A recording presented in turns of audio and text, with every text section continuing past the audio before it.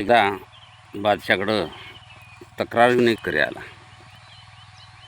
तो म्हणला, माझी बकरी चोरीला गेली, आता शोधायची कशी?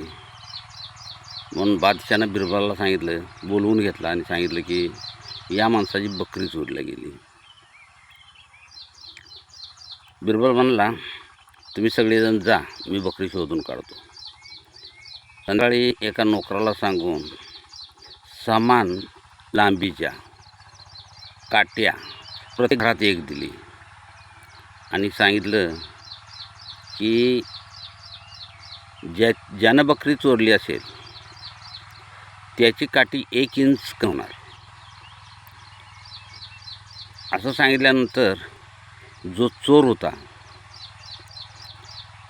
त्याला वाटलं की आपली काठी नाही, जो चोर होता त्याला वाटलं की आपली काठी आता कमी होणार आहे.